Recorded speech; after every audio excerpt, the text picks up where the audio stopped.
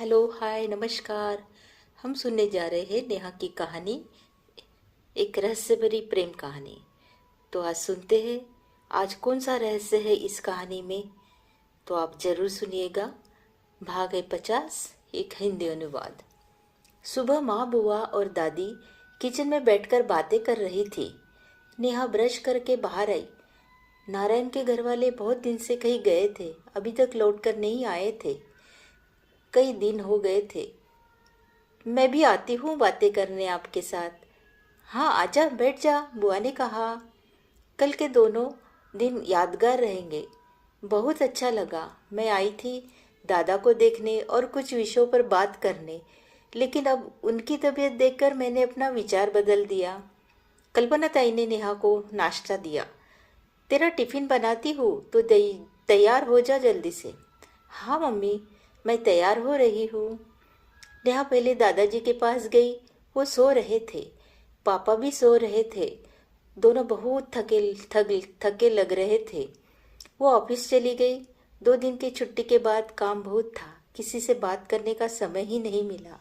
शाम को स्वप्निल का मैसेज आया, ऑफिस के बाद मिलो ना। ठीक है, उसने उत्तर भेजा। शाम को दोनों कॉफ़ी हाउस में मिले। नेहा बोली, स्वप्निल, मुझे लगता है पापा के लिए एक कार्यक्रम करते हैं।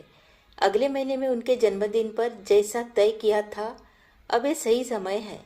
उन्हें अब सब याद है, तो इससे पहले कि उनकी याददाश्त फिर कमज़ोर ना हो जाए, ये कार्यक्रम हो जाएगा तो उन्हें तकलीफ भी नहीं रहेगी। हाँ मैं सब देख लूँगा, किसी होटल में सेलिब्रेशन रख लेते हैं। पापा के पुराने दोस्त याद है, पुणे में वो काका मिले थे ना, नाम अभी याद नहीं आ रहा। हाँ वही जो गोल्ड मेडल लेकर आए थे। हाँ हाँ, अब से ही लिस्ट बना लेती हूँ। नेहा, बहुत ही बड़ा कार्यक्रम मत करना। डॉक्टर ने जो कहा है वो भूलना नहीं चाहिए। हाँ, पहले लिस्ट देख लेते हैं फिर सोचते हैं इस बारे में। अगले दिन स्वप्निल ने नोवेटेल पुणे होटल बुक किया। सारी सजावट कैटरिंग पैकेज में ही थी। और फिर आया वो दिन, नेहा के पापा का भव्य 55वां जन्मदिन।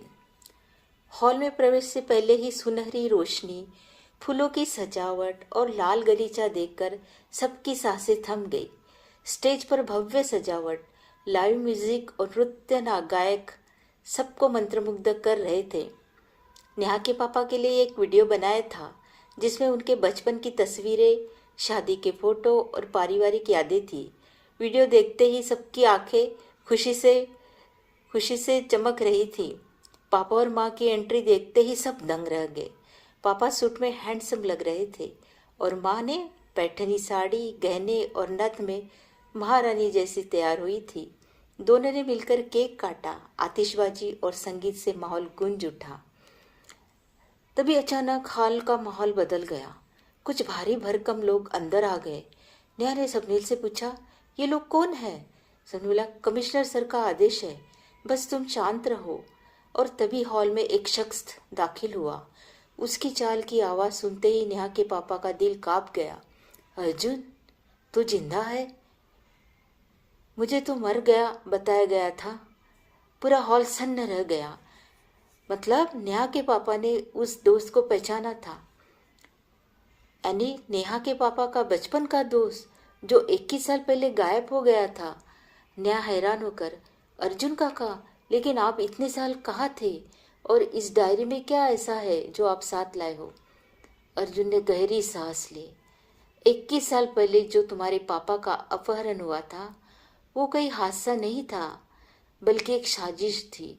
और इस साजिश के पीछे कोई और नहीं बल्कि हमारा सबसे बड़ा दुश्मन अजय देशमुख था। हॉल में एकदम सन्नाटा छा गया। नेहा के पापा गुस्से से कांप उठे। अजय, इस बीच मेरी जिंदगी बर्बाद तो कर ही दी, लेकिन उसने तुझे क्यों गायब किया? अर्जुन ने डायरी का आखिरी पन्ना दिखाया, क्योंकि मुझे सच पता था, अगर ये सच बाहर आ जाता तो अजय देशमुख जेल में होता और तू अपने परिवार के साथ सुख से जी रहा होता। नेहा की आंखें भर आई। मतलब पापा का अपहरण सब प्लान किया गया था?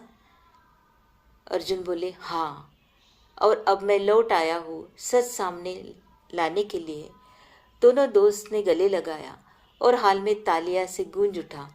दोस्ती, प्यार और परिवार का संगम उस रात भरपूर दिखा। क्या अजय देशमुख आखिर कौन है और उसने इतना बड़ा षड्यंत्र क्यों रचा? अर्जुन इतने साल कहाँ था और किसके संरक्षण में था? और कमिश्नर साहब ने अचानक इस कार्यक्रम में क्यों शामिल हुए? और डायरी में ऐसे कौन से रहस्य छिपे हुए हैं? आपके मन में ये सवाल जरूर आते होंगे। तो आप देखते रहिए अगला भाग, नेहा एक रहस्यमय प्रेम कहानी। धन्यवाद। हेलो, हाय, नमस्कार। हम सुनने जा रहे हैं नेहा की कहानी।